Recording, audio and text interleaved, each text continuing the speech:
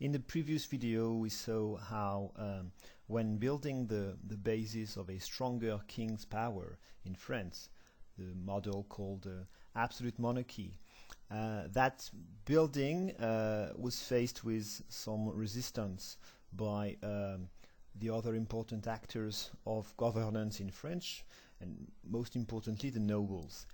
And the Fronde was the biggest protest against this process of increasing king's power, and it was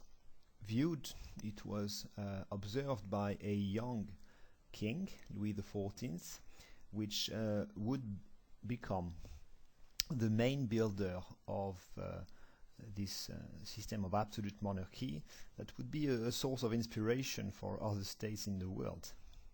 And so this new video is about this moment that I would call the triumph of absolute monarchy, and that mostly corresponds to the long reign of Louis XIV. Because if Louis XIV went down in history as the strongest king in French history, it's not only due to the long duration of his reign, even though it was indeed the longest reign ever, from 1643 to 1715. It was also due to his action in changing the way France was governed. And so my first point will be about how communication about state power, that is to say propaganda, was central in his strategy and aimed to provide the French, his subjects, but also the rest of the world, with this new conception of the king. This portrait is extremely famous. It became, at the end of the reign of Louis, the official portrait of the head of state, and it's a very clear representation of the powers of the absolute king. So it's a portrait made by a painter called Hyacinthe Rigaud, which illustrates all the symbols that represent state power. And so this painting is full of details which are rather classical, because you can see in the background the crown, which represents sovereignty, the fact that the king is the source of all power in his kingdom.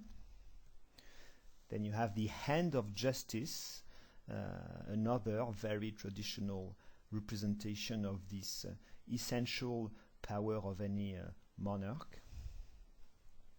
The royal stick, another symbol of masculine power, actually, which almost all over the world has been one of the attributes of rulers, and the sword that represents military power. So the absolute king is a king that does not only reign, but also actually governs and obtains total obedience from his subjects, including the nobles.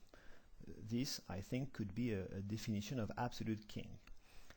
The legitimacy of the king officially was asserted as being by divine right. Okay? It means that it is the will of God that justifies the power of the king. And on the contrary, the king receives his power from no one, from no other institution in reality. Of course, it is theory, it is propaganda. In practice, even if in an absolute regime like the regime of Louis XIV was, you have a certain consent, you have a certain acceptation by the people and the nobles of the power of the king. But in propaganda, it was important to promote that conception that the king is the king of France, because that's the will of God. If I had to to point at one detail of this painting, which again is not something, it's not absolutely unusual, this representation of the king. I would just say that you may realize that the king is not wearing his crown here. What can it mean? And I believe it means that the king does not even have to wear the crown to show that he has total power. The person of the king is in itself absolutely powerful. Okay, I think that's an interesting remark we could make about this. And so, a very intense propaganda was organized in order to promote this conception of the king. And in this enterprise of propaganda, one decision made by Louis XIV was absolutely essential. It was the fact that the center of power was transferred from Paris, where the King of France used to live, mostly in the Palace of the Louvre, to Versailles, a couple of kilometers southwest of Paris, in an area which used to be very rural. You understand that what I'm showing now is an aerial view of this region today. And so it was a very rural area where a little castle of his father, Louis XIII, used to be.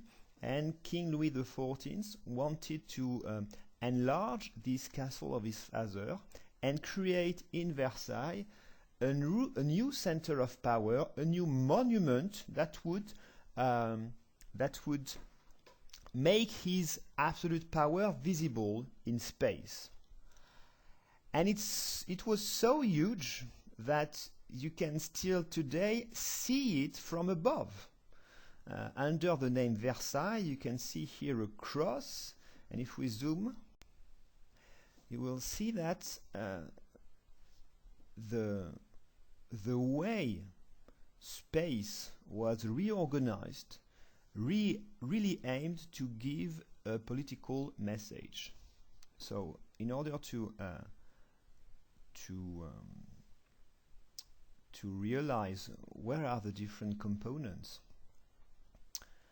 of the place, the palace is just next to the city of Versailles here, and you can see 3 roads that start from the palace to the east, and which represent the fact that from this castle the power of the king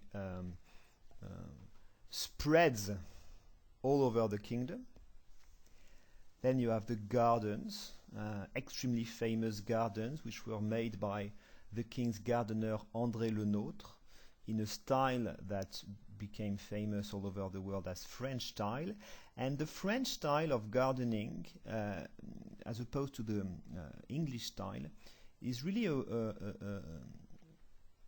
perspective where nature is totally controlled by man. It is completely redrawn with those straight lines, perpendicular and parallel lines that, of course, are not the fruit of nature. They are the result of man's intervention, king's intervention, actually. And then this huge park with the basin representing a cross here. It's still impressive today. So you must imagine how impressive it used to be during the 17th century. And so seen from always from above, but that's just an aerial view here, you can see the perspective that represents a kind of infinity with this straight line that shows a certain perfection in a way.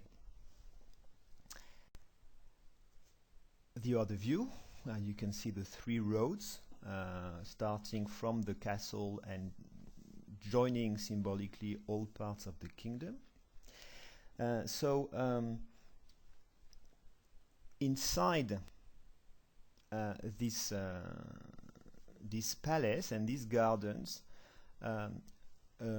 many rules in order to show and understand the meaning of the monument were established under the reign of Louis XIV.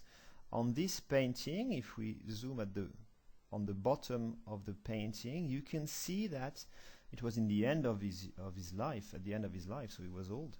The king is having a walk through his gardens, accompanied by the court, because even the rules of how to walk in the garden were established. And all these rules, all these rituals that were set up in Versailles were called the etiquette, and that was a way to show how much the king controlled everything. So all over the palace you had many symbols of the representation of the king and the image that was given. So this image was the image of Louis the Great, Louis le Grand, and also the image of the Sun King, le Roi Soleil, which is the reason why in this basin here, in this fountain, you can see a representation of the antique Greek king Apollo, which represents the sun. Okay, and so you have a connection which is made between the king of the sun, Apollo, and King Louis XIV.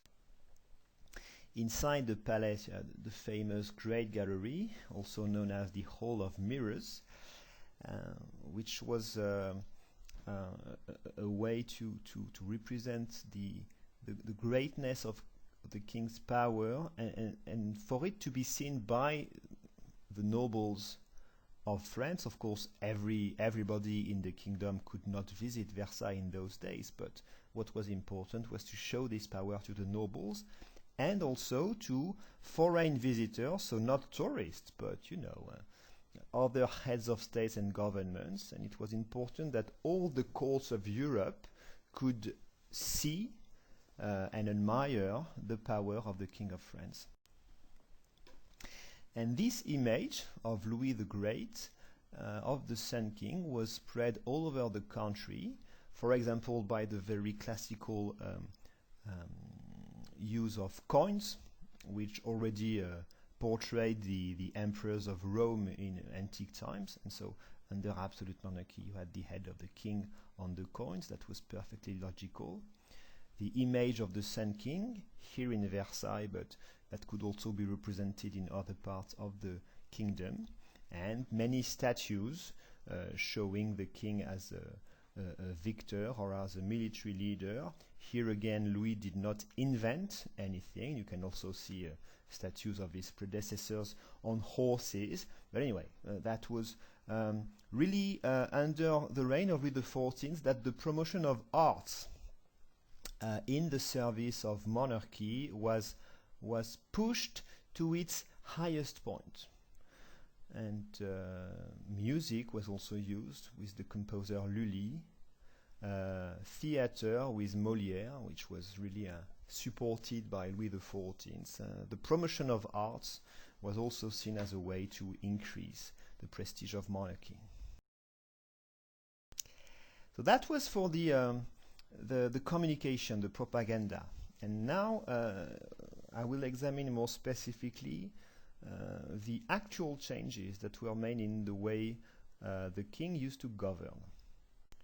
So in 1661, after the death of his chief minister Mazarin, Louis decided he would govern by himself, without one chief minister in particular, and more importantly, without sharing his authority with any prince in the kingdom. So one of the big chapters of Louis XIV's reform of governance was his relationship with the French nobility.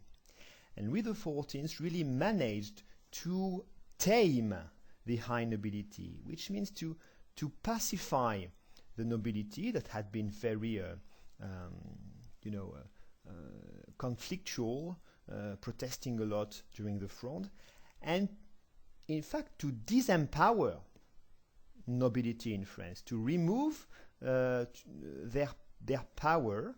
And the way he dealt with that was that he summoned the nobility to Versailles. He made it almost obligatory for the most important princes of the country to spend sometime during the year in apartments in Versailles. They were compelled to live there because it was necessary to get the king's favor, and so to be given some privileges, to be given some functions.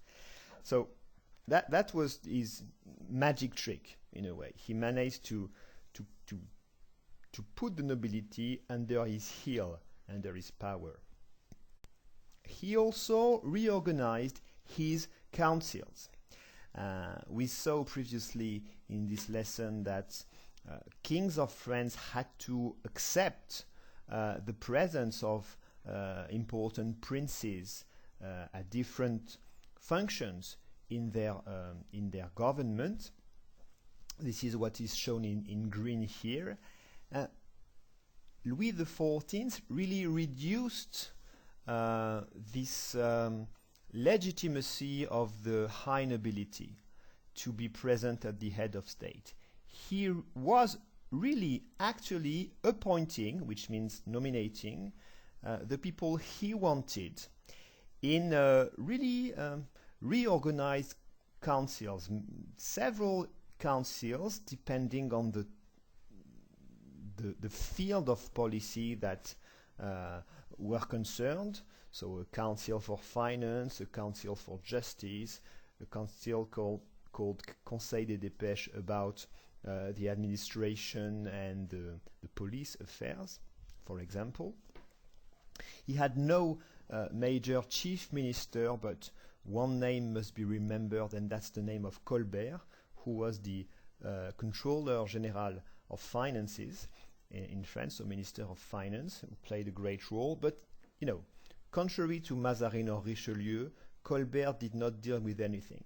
The king was governing, and Colbert was only his Minister of Finance. So what Louis wanted to do was to have a kind of competition among his ministers in order to keep their loyalty. And his real activity in governing the country is represented on this painting here, where you can see the king presiding over a meeting of important ministers.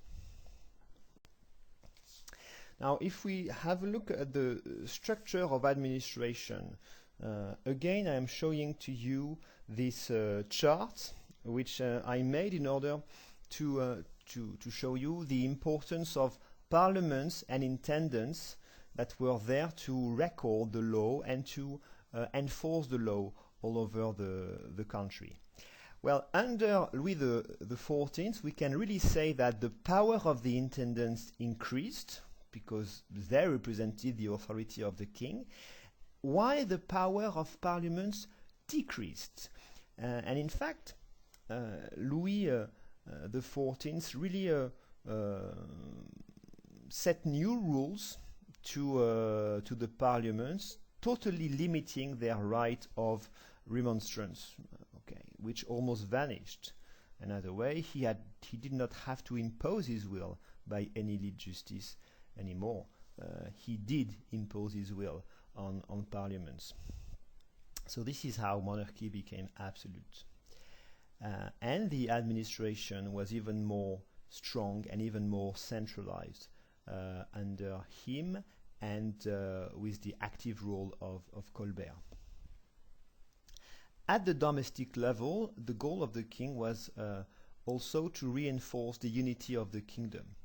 And in his views, it meant notably putting a ban on religious divisions. So one of the very important events decisions made by Louis, and unfortunately I realized at the moment that I have no slide to illustrate that, was the fact that in 1660 the Edict of Nantes was revoked.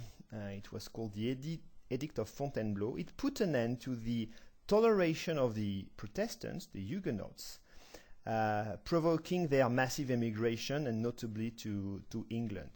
So there was one king and only one religion for the subjects of the king. The Catholic one and the Protestant one became outlaw again. The economic role of the state was also increased by Colbert, following a strategy known as mercantilism, which is a bit complex, but basically aimed to increase the gold and silver reserves of the state. And it was a form of economic development where the state would play a huge role not only in regulating the economy, but also in being an actual producer of wealth. And a rather clear illustration of this was the fact that many state-controlled companies were created in some new industries, in industries that were innovative and could bring prestige to France. For example, an example of these royal manufactories was the manufactory of the Gobelins, which used to produce tapestries and still exists today. It was a company created and controlled by the state in this luxury industry, which was also, with tapestries, a good way to do some political propaganda. Another example was the creation of some trade companies, again controlled by the state. And a good example of that was the Compagnie des Indes Orientales, that could be translated in English by East Indies Company. You can see its coat of arms here and an illustration. It was only one of several state-controlled trade companies by which France could trade some specific products produced in its colonies. And indeed, under the reign of Louis XIV, the number of colonies owned by France overseas, in America, Africa, and India, increased. It was most of the time little islands in the Caribbean, or only some trading posts on the mainland of North America, Africa, and India. But that was important, and that permitted to provide France with some products such as sugar from the Caribbean, or tobacco, spices, etc. And another aspect of the growing strength of the state. If we just have a quick look at the map of India at that moment, you can see that this creation of trading posts controlled by European countries was not only done by France. This part of the French state's international policy was just one element of a European policy. All the important European kingdoms were also creating some trading posts in India, and so it was important for France not to be far behind its competitors in Europe in that sector. Lastly, about the economy, mercantilism created by Colbert also implied to protect the French industries from international competition. And the way to protect them was to put high taxes on the imports to France. That was a way to protect the French industry, notably the British one. and to protect, sorry, the French industry from the competition of the British one. And you call that political strategy, or more exactly economic strategy, a protectionist policy, protectionism. Very last point in this way of governing under Louis XIV, war. War was very important. It did not only give the opportunity to painters to produce some of the most ridiculous propaganda paintings of the reign. You can see here at a young Louis XIV celebrating his victory over Holland on the left, and an older king wearing a military armor, when in fact Louis XIV was not actually a fighter. He was not on the battlefield anymore, not like the king of old, like the Francis I, for example. No, these days were over. But in propaganda, the head of state, the king, was often showed as a military leader because he was the head of the army, of course. And more than any other kings, Louis XIV used an aggressive and expansionist foreign policy in order to reinforce the state. And in fact, under his reign, France was almost constantly at war. This permitted to enlarge the borders of the kingdom, notably in the northeast, through long wars against Spain and the Dutch Republic, so Holland. And the map of France as it is today was largely drawn under the reign of Louis XIV. You can also spot on this map the numerous fortifications made by military engineer Vauban all around the kingdom. Most of them are still visible today. And what you must understand is that war was also one of the motors that permitted to strengthen the state at home. The state had to be strengthened at home because the necessities of war made this compulsory. It was essential to increase the grip of the state on society, notably through a more efficient taxation and police forces. It was also essential to improve the networks of roads and canals in order to reinforce the territory's unity and its efficiency. Very important to the building of French power. And so the state spent a lot of money. Under the reign of Louis XIV, the spending of the state increased. You can see it on this graph in a very irregular way, and all these peaks are due to wars.